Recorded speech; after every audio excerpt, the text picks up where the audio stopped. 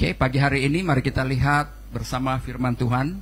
Tajuk besar tema di sana, kenapa seorang yang sudah bertobat tapi balik atau kembali kepada hidup lama, tabiat lama, sikap lama. Oke. Nah, pagi hari ini kita akan sama-sama siapkan hati kita, buka hati kita untuk sama-sama mendengar firman Tuhan ini.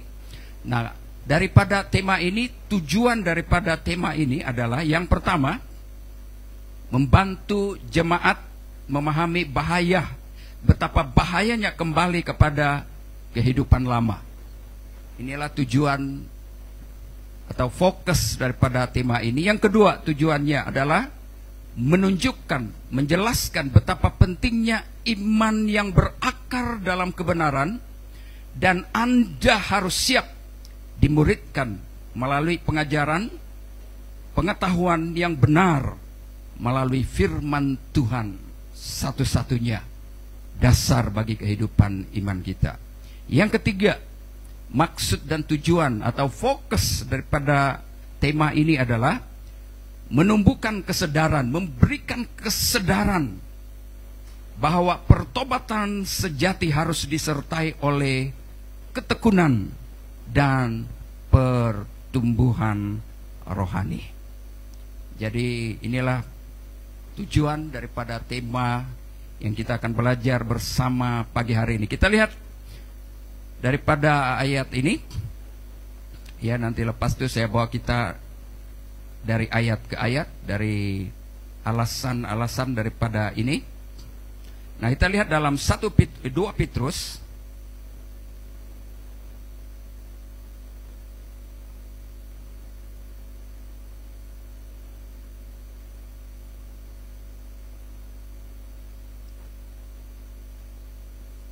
2 Petrus pasal 2 ayat 20. Daripada tema besar di sana saya ambil tema kecil lagi, yaitu jangan kembali kepada kehidupan lama. Kehidupan lama sebelum bertobat.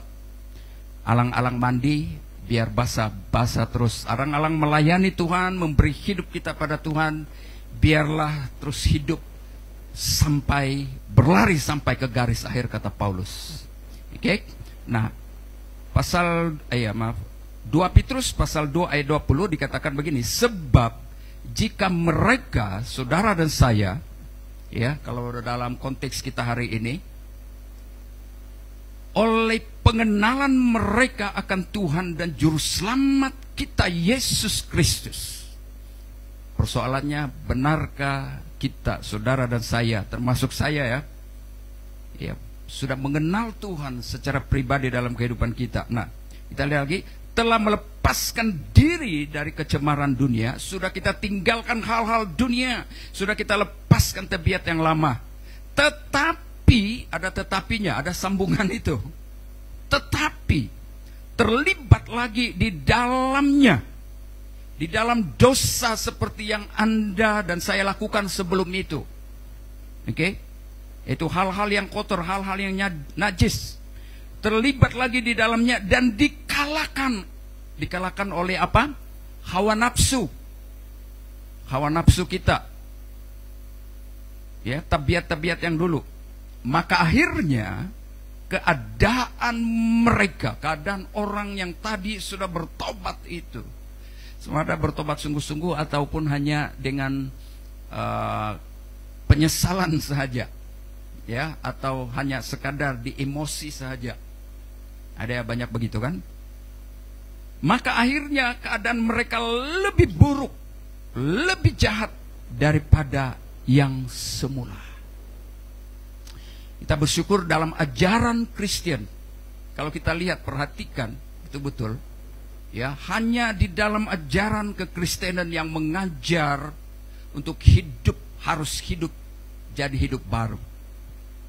Kan? Semakin seseorang itu mengenal Tuhan, semakin dia menyelidiki firman Tuhan, hidupnya semakin hari semakin berubah dan menyerupai hidup seperti Kristus, hidup dalam kasih. Kalau kita lihat di ajaran di luar daripada ajaran kekristenan, semakin dia menyelidiki Alkitabnya, semakin bukan tambah baik, tapi semakin ekstrim, bukan semakin bagus, tetapi semakin tidak baik. Ya, hidup kelihatan baik di luar, tetapi di sebalik kebaikan ada kejahatan yang dahsyat. Saya harap Anda dan saya mengerti ini. Jadi itu bezanya ajaran kitab, ya, sebagai firman Allah di dalam kekristenan pada saat dia menerima Yesus sebagai Tuhan dan Juru Selamatnya. Dari hidup yang jahat, dari hidup seorang penipu dan pendusta, dia akan berubah 100%. Dan bayangkan saja Paulus, Rasul Paulus, seorang penganiaya jemaat, seorang pembunuh yang menganggap dirinya benar sebelum dia mengenal Yesus Kristus sebagai Tuhan dan Juru Selamat. Dia adalah seorang pengamal hukum Taurat yang tidak ada tandingnya. Dia berguru dengan seorang guru yang disebut guru Gamaliel. Tetapi justru pengenalannya akan hal itu membuat dia menjadi orang yang ekstrim, sehingga menganggap dirinya benar dan bukan semakin bertambah baik, tapi semakin bertambah jahat. Dan dia berpikir bahwa apa yang dia lakukan itu dia menolong Tuhan. Dia mengambil hak Tuhan untuk lakukan sesuatu, dan dia berpikir itu adalah perkara yang benar. Tapi setelah dia bertobat, baru dia sadar rupa-rupanya selama ini dia adalah seorang penjahat. Oke, dan saya bergerak terus. Jadi jemaat, saya mau kita belajar supaya kena isi betul-betul. Nah, apa ini? Siapa penulis surat ini di dalam 2 Petrus 2:20? Ini adalah Petrus sendiri, seorang hamba Tuhan yang menyerahkan hidupnya, yang pada mulanya dia ragu-ragu. Selalu dia bilang, sekalipun nyawaku, ya, melibatkan nyawaku, dia bilang. Waktu Yesus sedang berbicara kepada mereka bahwa dia bilang, tidak lama lagi aku akan pergi, dan ada seorang di antara kamu yang akan mengkhianati aku, menyerahkan aku. Dia bilang, sekalipun nyawaku. Wah, kan? Yesus bilang, sebelum ayam berkokok, ayam berkokok, kau sudah sangkal saya 3 kali. Kau sudah bersumpah-sumpah tidak kenal kira. Saya tambah saya itu. Kan sebab sudah dia bersumpah-sumpah kan. Ini saya tidak kenal siapa dia. Gitu. Ya. Dia bersumpah tidak kenal Yesus. Bukankah kadang-kadang begitu dalam hidup kita? Waktu senang, haleluya, puji Tuhan. Waktu susah, bahasa Indonesia bilang halelupa. Banyak orang yang macam itu. Waktu senang baru dia sungguh-sungguh cari Tuhan. Waktu susah dia mulai down, dia mulai lemah. Oke? Nah, yang sangat penting di sini adalah dalam 2 Petrus pasal 1:14, sebenarnya ini adalah pesan wasiat Petrus kepada orang-orang Kristen pada waktu itu. Wasiat atau nasihat terakhirnya di hari-hari terakhirnya. Itu dalam 2 Petrus 1:14 kita lihat. Mata mereka penuh nafsu, itu kayak itu. 1 Petrus 1:14. Mata mereka penuh nafsu zina. Sebab aku tahu bahwa aku akan segera menanggalkan kemah tubuhku ini.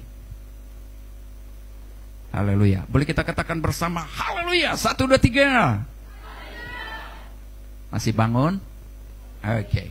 Nah, sebab aku tahu bahwa aku akan segera menanggalkan tubuhku, kemah tubuhku ini. Bayangkan seorang bapak dan berkata begitu, sihat-sihat atau dia sedang terbaring, dia panggil anak-anaknya dan dia beri wasiat, dia beri nasihat saat terakhir, dan nasihat itu betul-betul penting. Ya. Dan saya percaya, coba bayangkan kalau kita duduk bersama dengan yang sedang berpesan saat-saat terakhir itu. Pasti saja kita boleh gambarkan, bayangkan, imajinasi. Bukankah kita mengeluarkan air mata? Pesan-pesan terakhir dari orang tua kita. Ada yang sempat berpesan, ada yang tidak sempat berpesan. Tapi saya punya mama dulu, sebelum dia pergi, dia selalu beri pesanan. Dia bilang, saya tidak lama lagi ini. Kalau kamu hidup nanti, tolonglah jaga hubungan kamu adik-beradik. Sekalipun ada di antara kamu yang jahat, jangan buang dia. Wow. Itu pesan-pesan terakhir dia. Waktu itu masih sehat. Ya. Dan saya tahu itu adalah hari-hari terakhir dia. Ada yang selalu beri pesan-pesan sama anak-anak sini. Masih sehat tapi beri pesan. Anak-anak, kalau ada bapak, mama begitu selalu cakap, tidak tahu 2 bulan kah, masih 3 bulan kah, 1 tahun kah lagi dia punya masa. Kan ada dulu yang kita punya jemaat dulu di sini, selalu beri pesan, dia kasih tahu anak-anak dia. Lepas itu dia cerita sama saya. Dalam hati saya, kenapa ini orang? Ya, tapi jauh di dalam hati saya macam pesan-pesan terakhir ini. Betul-betul sihat-sihat, tahu-tahu tiba-tiba dia pergi. Inilah hidup ini, kita tidak tahu.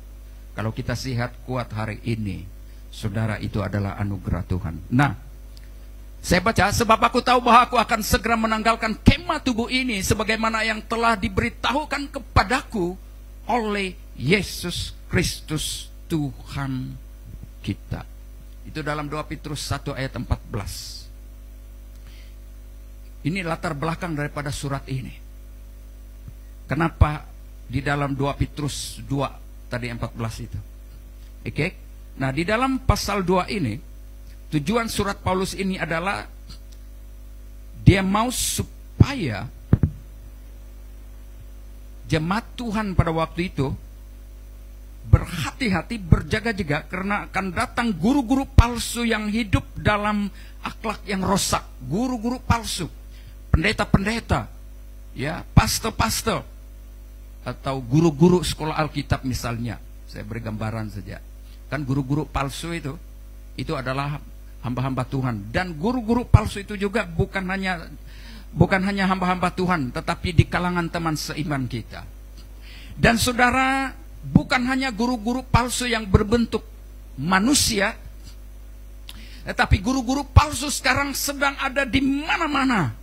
Di medsos, di media massa, media sosial. Sekarang ini, ya, zaman dulu tidak seperti sekarang. Zaman modern, klik saja, semua nampak.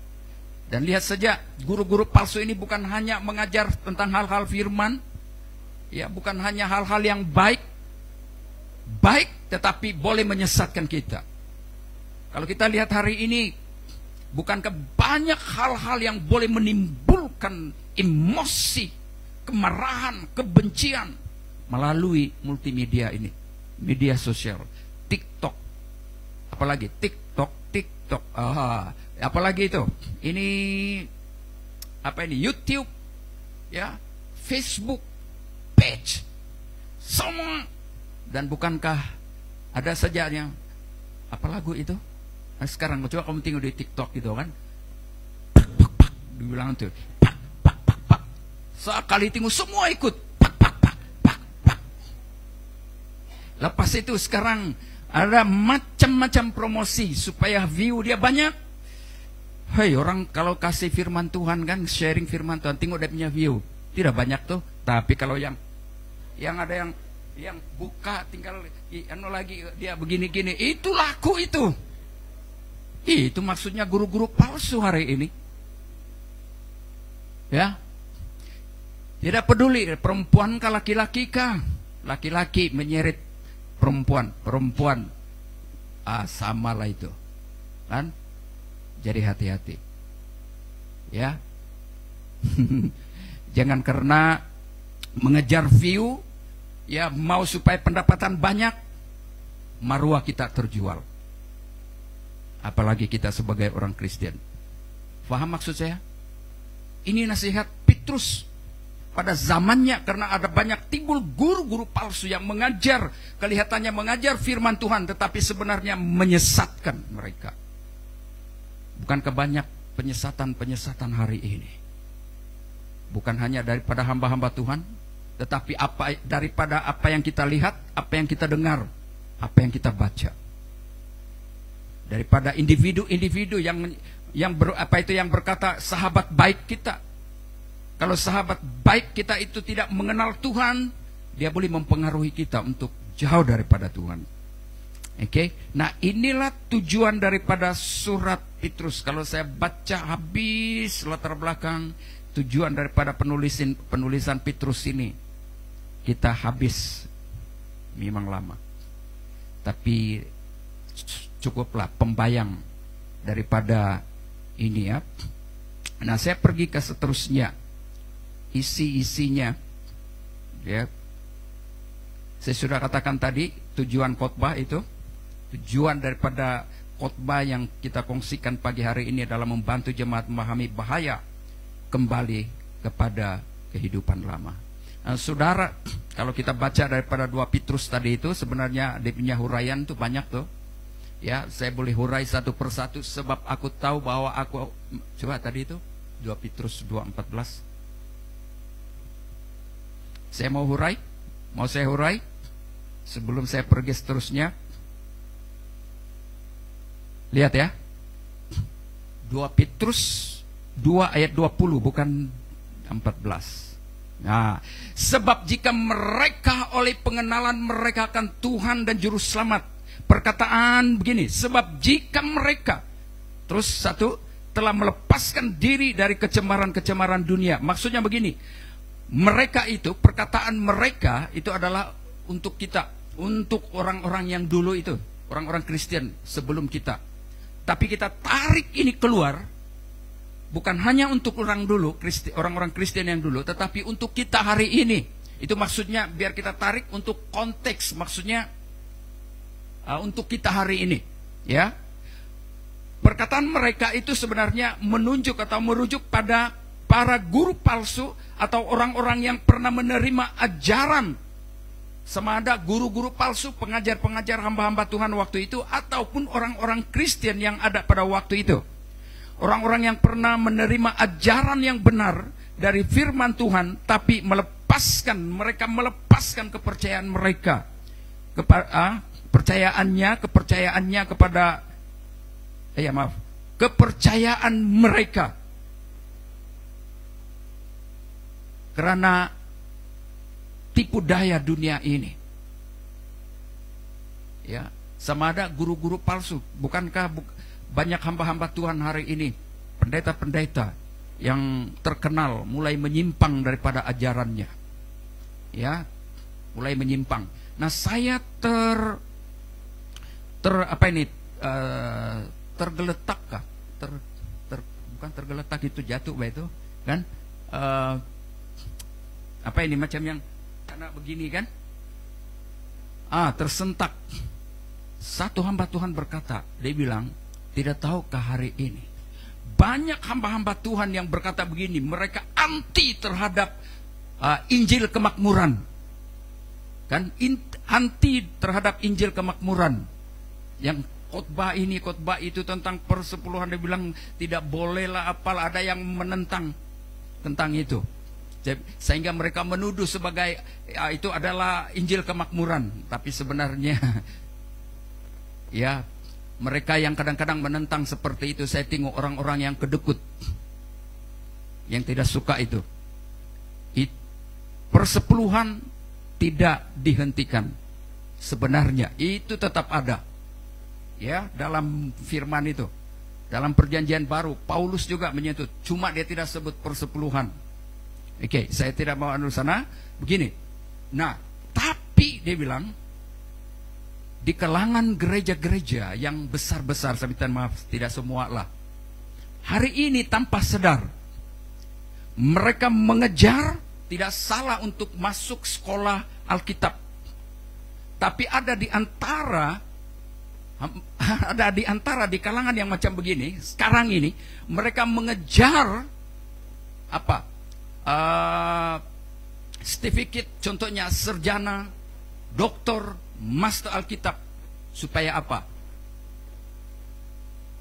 Mengejar gaji besar. Kalau sarjana saja sekarang di sini dia harus ikut syarat kerajaan punya gaji 1.800. Tidak semua, tapi betul ini apa yang kata ini satu hamba Tuhan. Kalau dia ada doktor atau master, itu paling kurang 5.000, paling kurang 3.000 gaji. Dan ada di kalangan, kalau ditempatkan di tempat yang tiada gaji, baru gaji 500-600 tidak mau. Mana sesuai dengan kelulusan saya. Saya sarjana, saya master Alkitab, saya doktor.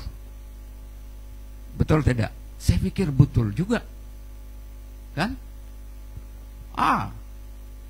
Sekarang mulai terbalik, ikut macam cara sekuler punya, dunia punya. Gereja-gereja mulai ikut taraf itu. Betul dia ada kelulusan yang sebesar itu, tapi belum pasti hati dia betul-betul melayani Tuhan. Coba hantar dia di ulu-ulu sana. Betulkah dia betul-betul menyerahkan hidupnya pada Tuhan? Dia cakap begitu. Saya pikir, betul juga. Sebab ada beberapa hamba Tuhan, dia bilang, pastor, saya mau sambung bahasa dunia sekolah, saya mau cari sponsor. Sebab kalau diploma saja, kami di kampung-kampung gaji 500, 600. Tapi kalau sudah ada sarjana, master Alkitab, doktor, semua di bandar-bandar, gaji besar, kereta besar-besar. Masuk akal kah tidak? Masuk akal kan? Tapi ada orang yang benci, yang selalu kadang-kadang khotbah Injil kemakmuran, benci, dia bilang dia begini, ini adalah Injil kemakmuran. Tapi secara sembunyi Injil kemakmuran itu mulai masuk. Saya percaya tidak semua ya yang sini di live. Tidak semua, ada yang sekolah betul-betul mengambil pengetahuan supaya menjadi berkat. Saya juga sekolah Alkitab. Sampai hari ini pun saya belajar. Saya belajar untuk selalu upgrade diri. Saya tidak mau khotbah yang pusing. Tiada arah.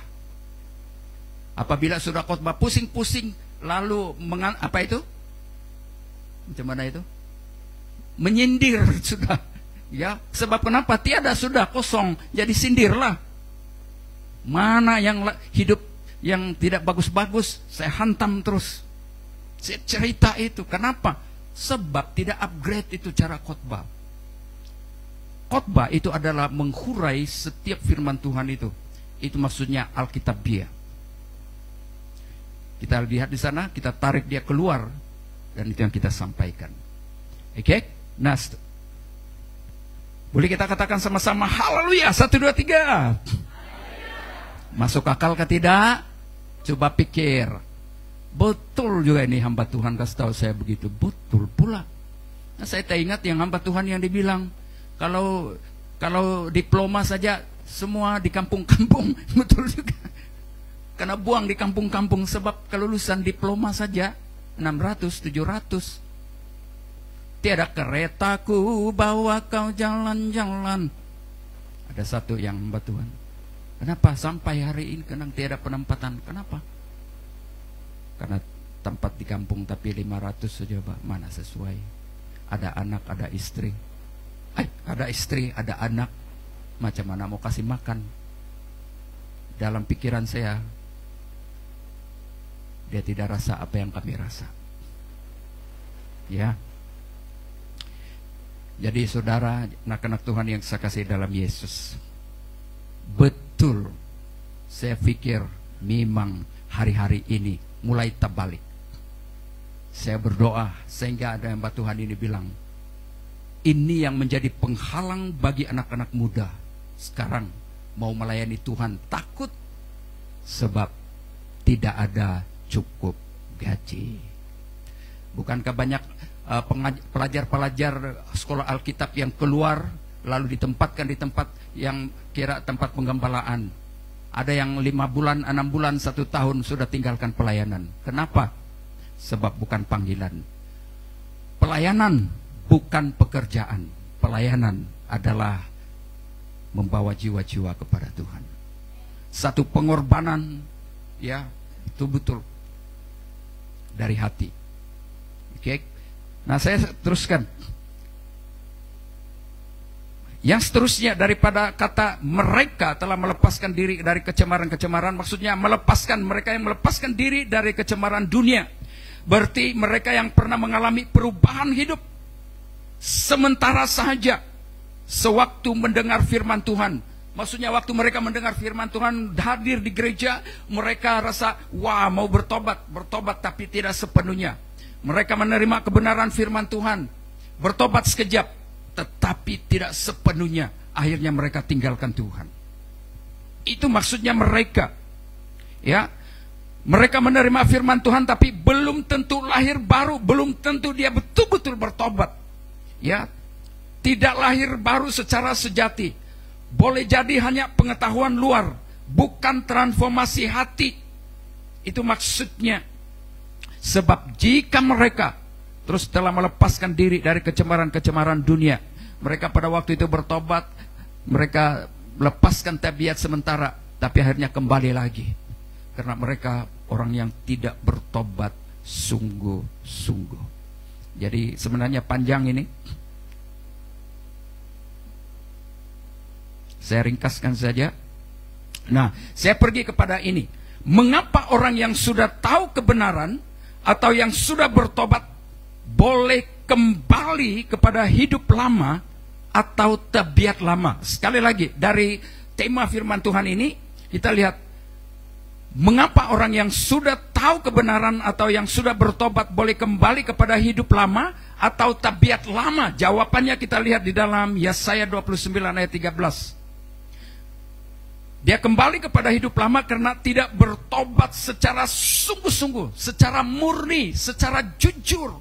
Pertobatannya hanya di dalam perasaannya saja, di alam perasaan, emosi, sekadar menyesal. Bertobat dan menyesal itu berbeza. Ya. Kalau menyesal, saya contohnya dia kasih sakit hati, minta maaf, Pak. Dia bilang minta maaf. Iya, saya bersalah sama kau, minta maaf. Dia masih sekadar menyesal sekejap, tapi nanti balik lagi kebencian dia sama dengan dia. Balik dia lagi mau buat hal yang tidak baik sama dia. Itu maksudnya, ya, sekedar menyesal, bukan bertobat. Bertobat ada langkah-langkah. Kita sadar kita tidak dapat mengampuni diri kita sendiri. Ya, kita sadar bahwa kita adalah orang berdosa. Sudah kita sadar kita menyesal dengan perbuatan kita. Dan sudah kita menyesal, kita harus mengambil keputusan. Itu betul.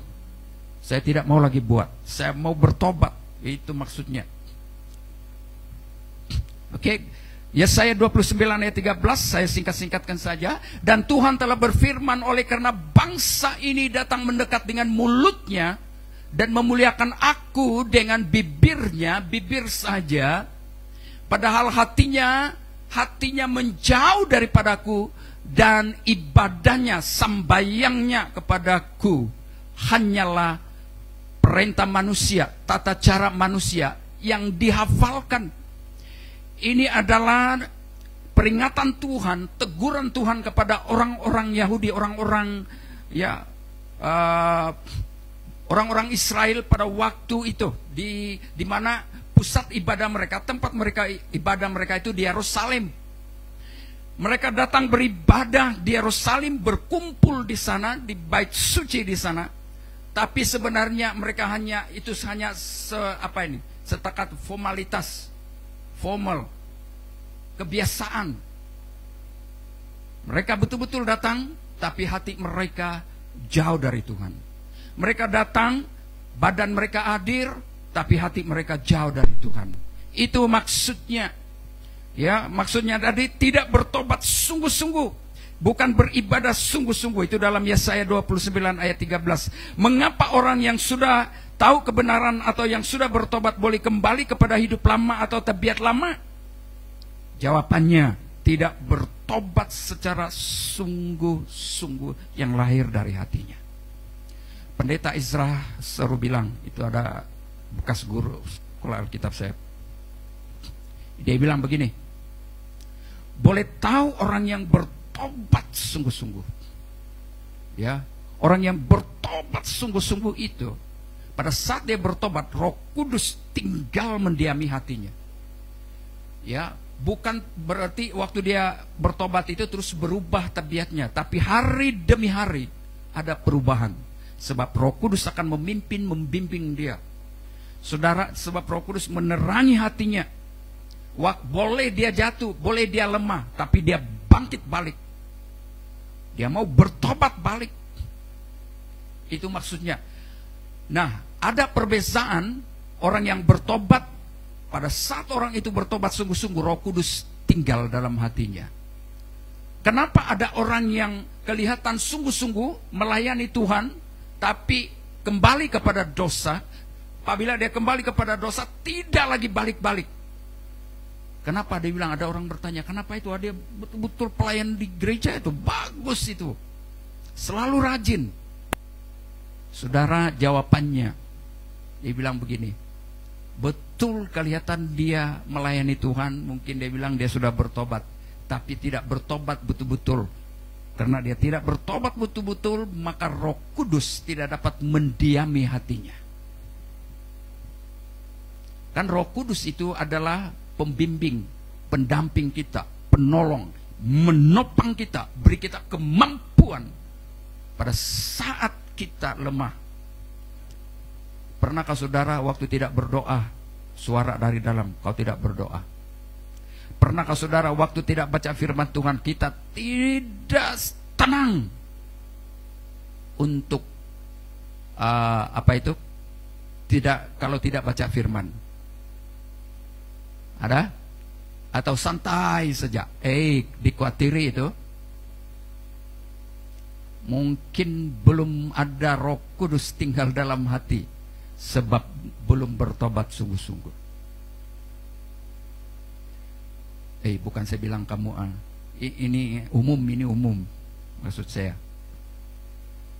Itu betul, pada waktu hamba Tuhan ini pendeta Isra huraikan begitu, saya pikir, betul. Sebab saya sendiri mengalami, Anda sendiri mengalami mungkin. Pada saat saya mulai lemah, ada dulu waktu kebingungan, ya bingung, tiada keretaku, ya duit pun susah, apalagi dulu ada cabaran-cabaran, kritikan, tuduhan. Saya pikir lebih baik lari dari Sabah, mau pergi lari jauh-jauh sampai orang tidak nampak. Pada saat saya berpikir begitu, ada suara dari dalam, bertahan. Ya, segala sesuatu akan berlalu. Maju. Ketahui saya menyertaimu. Suara itu yang memampukan saya untuk terus berdiri. Paham maksud saya? Perbedaan antara orang yang bertobat betul-betul dengan hanya bertobat di bibirnya. Itu kan Yesaya 29 ayat 13 tuh. Mereka beribadah. Maksudnya kalau sekarang mereka nampak sembahyang, nampak memuji Tuhan, tapi hanya di bibirnya. Berarti orang yang hanya menyembah Tuhan, beribadah dengan bibirnya, tidak akan bertahan. Dia akan jatuh. Kenapa? Jawabannya, karena tidak bertobat sungguh-sungguh. Yang seterusnya, tidak kuat menghadapi penderitaan. Mengapa orang yang sudah tahu kebenaran atau yang sudah bertobat boleh kembali kepada hidup lama atau tabiat lama? Seterusnya, tidak kuat menghadapi penderitaan, masalah, cabaran. Kita lihat dalam Lukas pasal 8 ayat 13.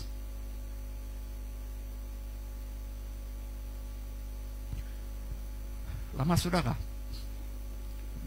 Mau tidur kita? Oke. Lukas pasal 8:13 boleh kita baca bersama, 1, 2, 3. Yang jatuh di tanah yang berbatu-batu itu ialah orang yang setelah mendengar firman itu menerimanya dengan gembira, tidak berakar. Mereka percaya sebentar saja, dan dalam masa pencobaan mereka murtad, tinggalkan Tuhan.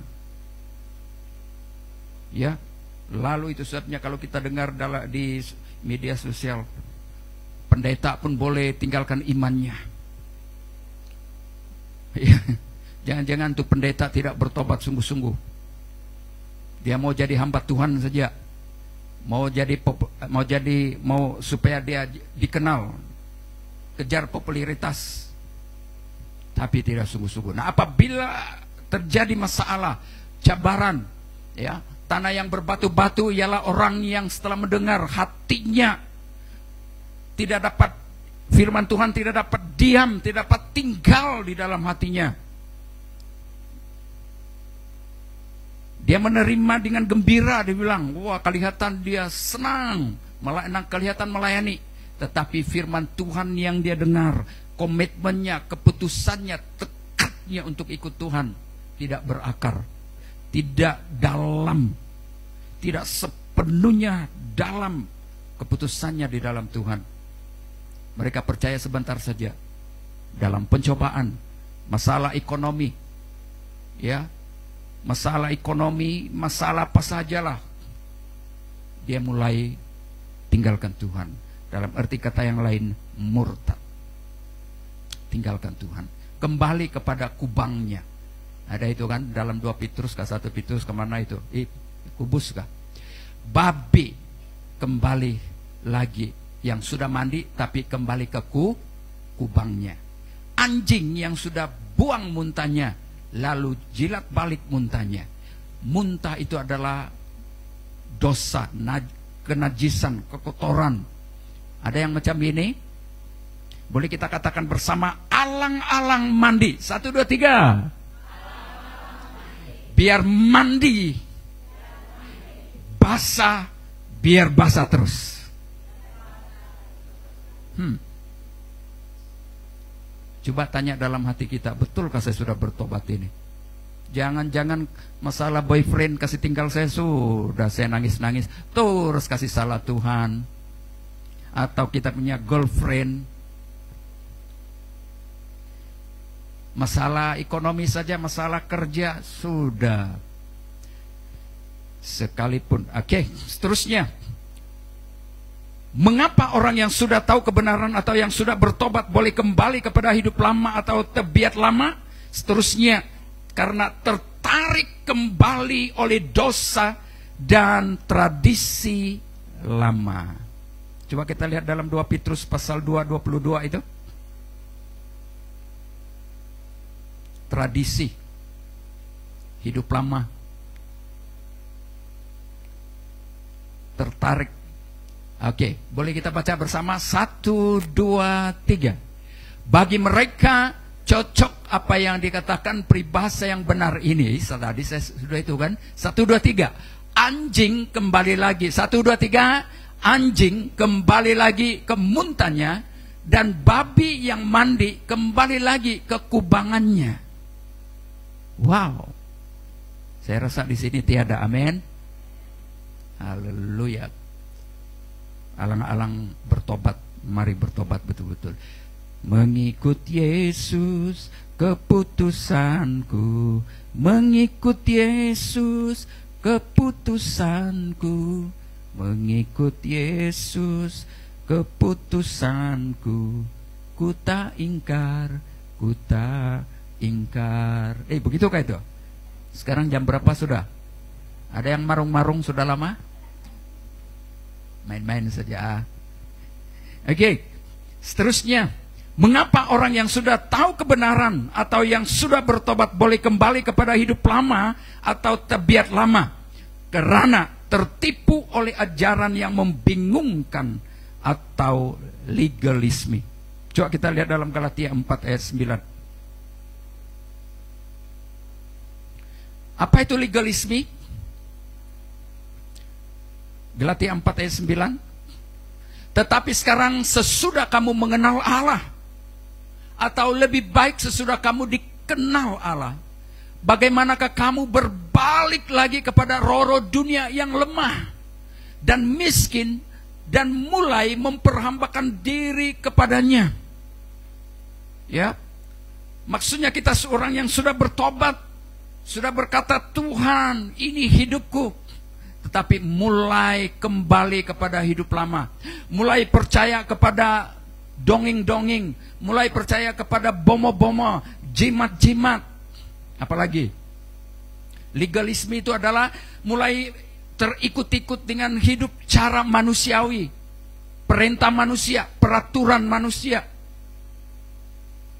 Itu maksudnya legalisme, melegalkan atau apa ini ya? Macam mana mau cakap ini?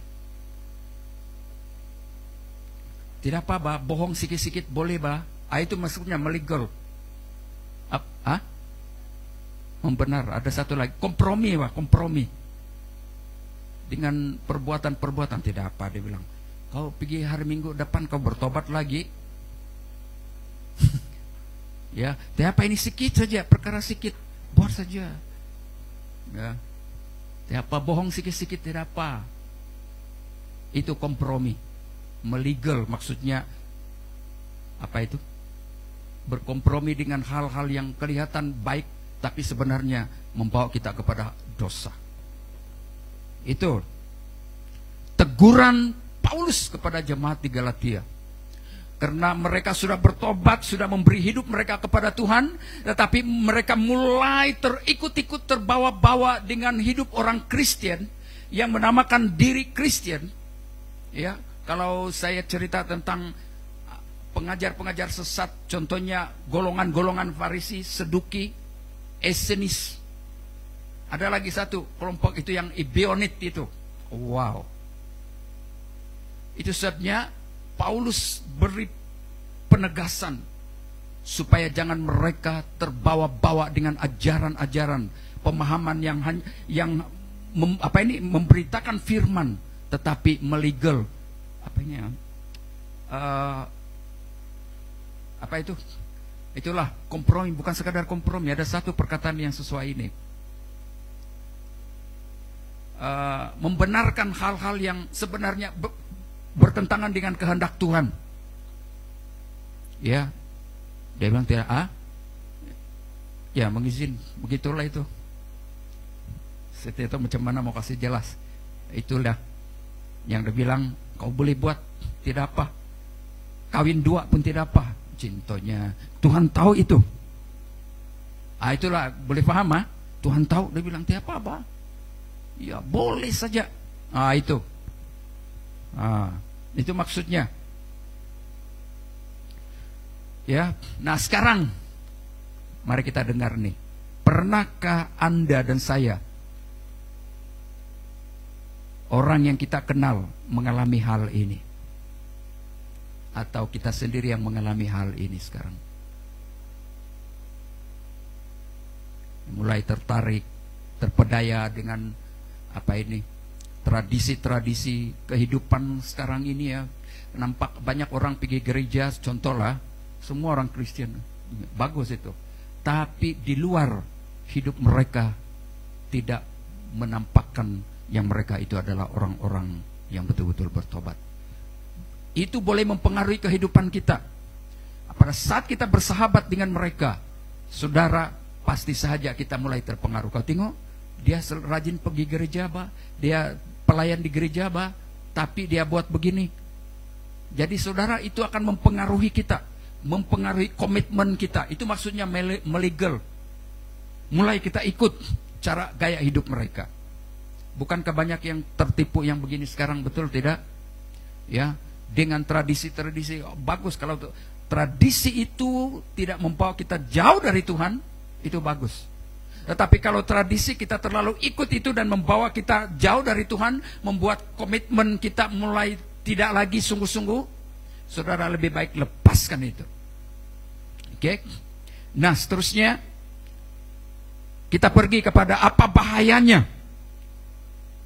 Bahaya bagi orang yang sudah mengenal kebenaran tetapi meninggalkan Tuhan. Ya, terbawa-bawa, terikut-ikut, terpengaruh dengan itu. Dosa yang dibiarkan akan menguasai kembali hidup seseorang itu. Saya ringkaskan saja. Bahayanya adalah pada saat kita membiarkan hidup kita, ya, mulai terpengaruh, terpedaya, seperti mana yang kita baca tadi. Akibatnya adalah dosa yang dibiarkan, tabiat yang satu persatu, sifat pikiran kita. Contoh saja lah, yang dulu kita tidak suka tengok hal-hal yang kotor, tapi selalu buka, mulai tengok.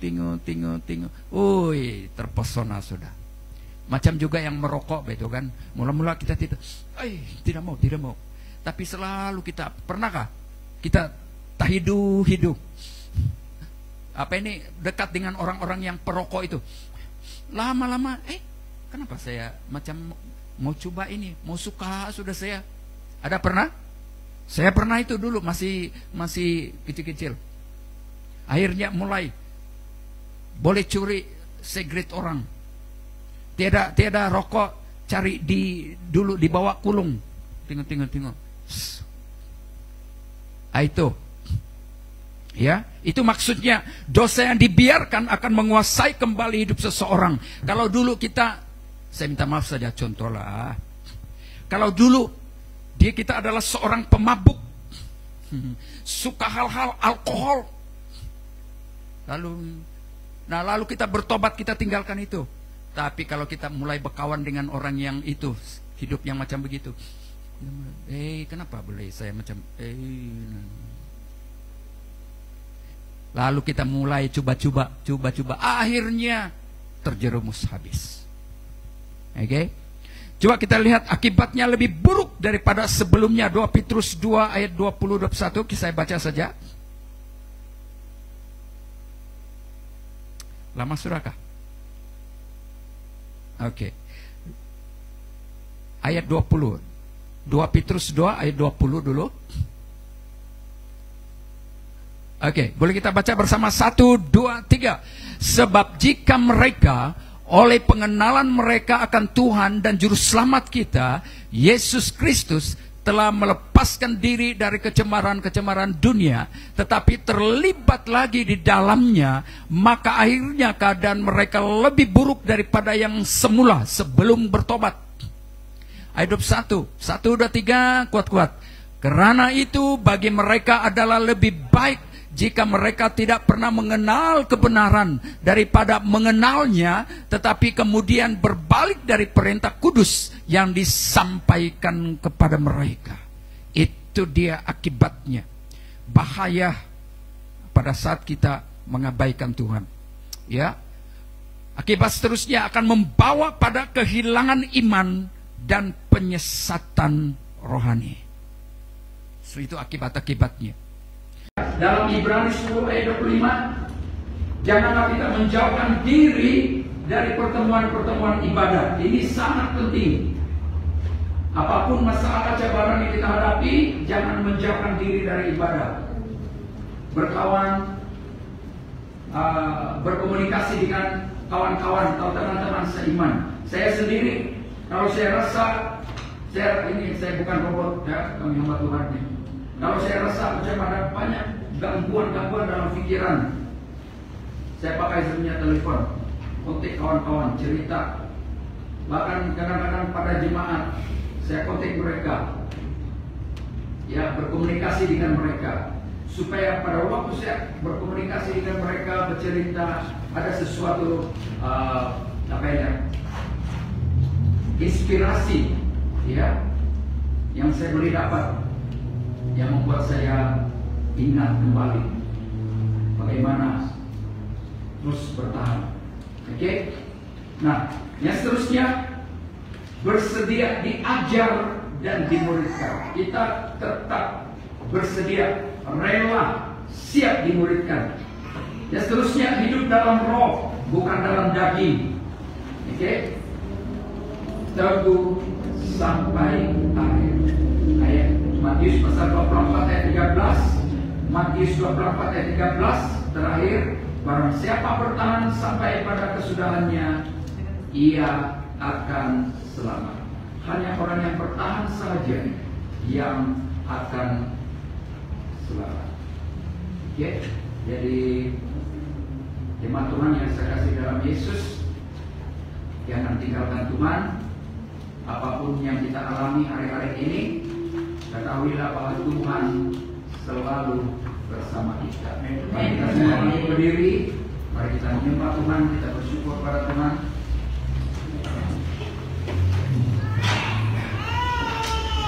Syukur juga tidak mati semua. Mungkin ada masalah di dalam tidak panas. Tidak tertahan.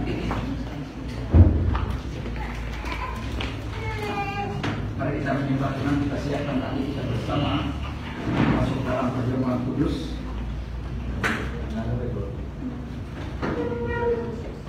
Sana ada ikon? Ya ada. Ada? Masih ada? Ada. Itu mana?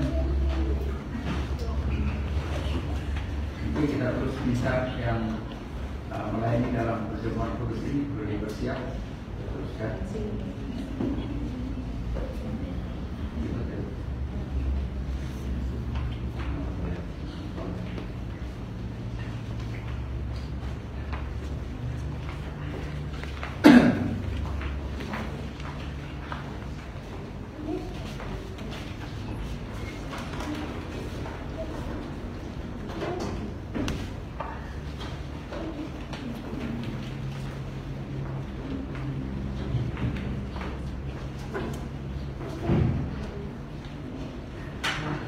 Mari kita nyanyikan lagu ini sementara kita siapkan hati kita. Bukan dengan barang panas,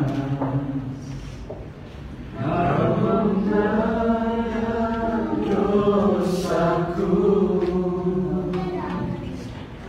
dengan cara yang mahal,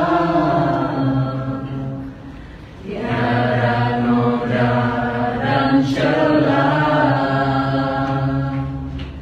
bukan dengan emas perak, Hawa menembus diriku oleh segenap kasih dan pengorbananmu. Ku telah mati dan tinggalkan cara hidupku yang lama. Semuanya sia-sia dan tak berarti lagi. Hidup ini ku letakkan pada mezbah-Mu ya Tuhan. Jadilah padaku seperti yang Kau ingini, bukan dengan barang panas. Kau membayus diriku oleh segenap kasih yang pengorbananmu. Ku telah mati dan tinggalkan cara hidupku yang lama. Semuanya sia-sia dan tak berarti lagi. Hidup ini ku letakkan pada mezbah-Mu ya Tuhan. Jadilah padaku seperti yang Kau ingini. Sudah dapat semua? Ada yang belum dapat? Yang ke tangan? Sudah dapat semua? Baik, mari kita angkat roti ini. Pagi hari ini kita masuk di dalam perjamuan kudus. Ini adalah perintah Tuhan Yesus sebelum dia disalibkan. Pada saat-saat terakhir dia bersama dengan murid-muridnya. Dia berpesan supaya ini harus dilakukan untuk mengingati atau memperingati kematiannya karena menebus atau membayar hutang dosa manusia, yaitu kita. Perjamuan kudus adalah satu di mana pada saat kita mengambil bahagian di dalam perjamuan kudus, kita menyatukan diri kita kepada Kristus dan dengan sikap, dengan hati, dengan pengertian yang benar bahwa kita siap masuk bersama, mengalami bersama penderitaan seperti yang dialami Yesus Kristus. Salib adalah tempat Yesus mati. Berarti saudara dan saya pada saat kita mengambil bahagian dalam perjamuan kudus, kita siap mati terhadap sikap perbuatan kita yang kotor, yang najis, kita perlu tinggalkan. Pada saat kita mengambil bahagian dalam perjamuan kudus, mengingatkan kepada kita supaya dosa yang telah kita tinggalkan jangan lagi kembali kepada dosa itu. Berarti kita siap pikul salib, siap mati, menderita bersama dengan Kristus karena iman kita. Dan pada saat kita mengambil bahagian dalam roti ini, menggambarkan tubuh Kristus yang dipecah-pecahkan untuk dosa manusia. Terima kasih Tuhan, kami bersyukur saat ini kami mengambil bahagian di dalam perjamuan kudus ini. Ini adalah perintah-Mu yang telah Kau pesankan kepada murid-murid-Mu, supaya harus dilakukan sampai kepada kedatangan-Mu yang kedua kali. Supaya di dalam kami mengambil bahagian dalam perjamuan kudus ini, kami memberitakan kematian Kristus sampai kedatangan yang kedua kali. Kami mengambil bahagian ini, kami akui roti yang ada di tangan kami, lambang daripada tubuh Kristus. Terima kasih Tuhan. Dalam nama Yesus kami berdoa. Amin. Mari kita makan bersama.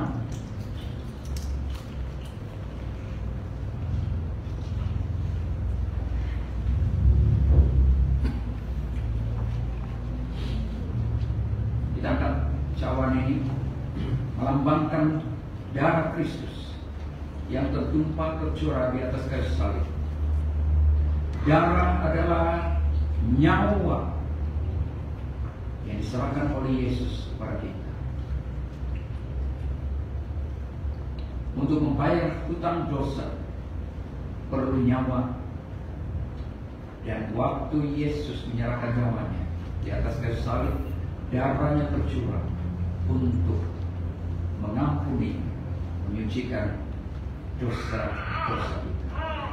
Terima kasih Tuhan, kami akui ini lambang darah yang tercurah di atas kayu salib. Saat kami mengambil bahagian dalam perjamuan kudus ini, berarti kami sudah siap dengan komitmen yang sungguh-sungguh, dengan kesadaran hati yang tulus bahwa kami bersatu dengan Kristus melalui penderitaannya. Terima kasih. Dalam nama Yesus kami berdoa. Amin. Mari kita ambil bersama.